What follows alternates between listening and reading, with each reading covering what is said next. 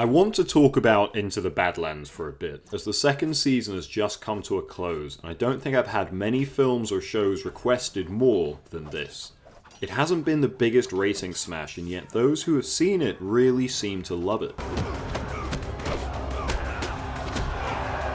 Set around 500 years after an apocalyptic war that left civilization in tatters, a new world has begun to form.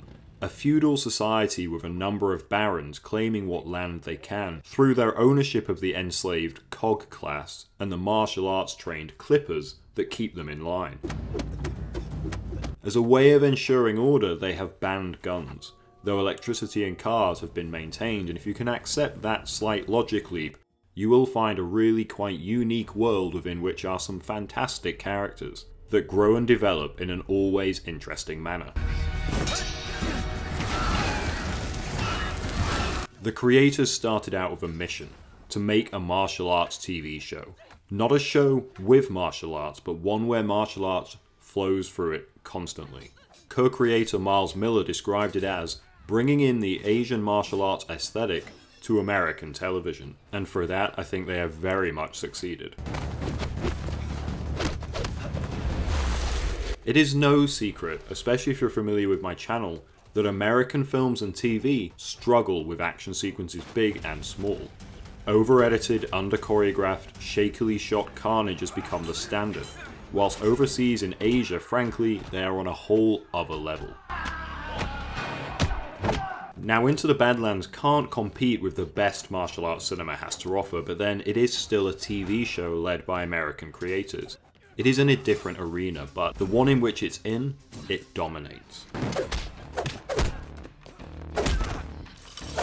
What really strikes me about Into the Badlands is the effort that is put into it. Too often now we see corners cut when it comes to action.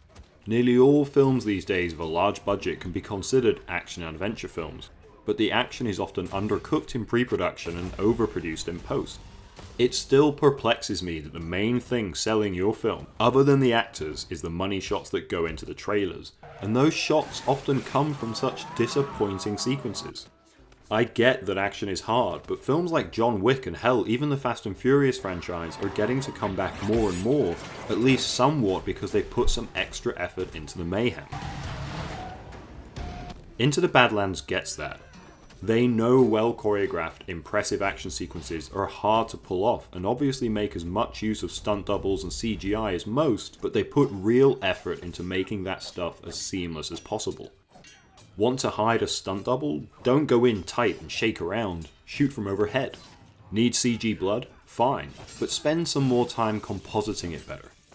Need your fight team and actors to simply have more time to make the fights look good? Schedule more days for the action unit. With the expert action choreographer Master Didi working alongside fight directors Stephen Fung and Andy Cheng, getting 8 days on fight sequences where most shows would only allow 2, there is a real commitment here to ensuring everything looks as good as it possibly can.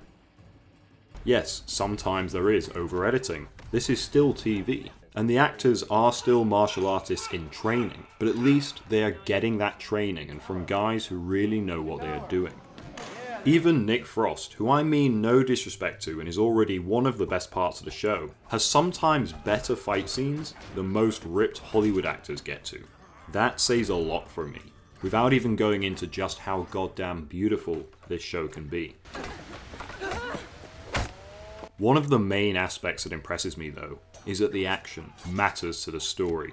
Every fight has clear, meaningful stakes. Each character needs something, and the fight is how they get closer to it. This is a feudal world based on power, and whoever has the best ability to attack and defend, so violence is important on a large scale, but the smaller fights within it are always personal, the stakes always high. In terms of those characters too, for a violent, brutal, at times bordering on nihilistic show, it's very progressive. The kick-ass women are not simply male characters gender swapped, their gender is important to who they are. They are allowed to be women. Their ability to fight, to be strong, is as much a part of their being female as it is to the males in the show. And there is an Asian male lead, and a diverse cast around him that all feels natural within this increasingly well-developed world. I can't commend the show more for what it's doing for representation, especially in such a white male-dominated genre. Into the Badlands is not really spoken about as much as a lot of other shows, but I'd like to see it become bigger. And with the expanded episode order for Season 3, AMC definitely seemed to think so too. It started off well enough, but in its short first season only really got to the point of introducing part of its world and the rules within it, and a cast of interesting characters.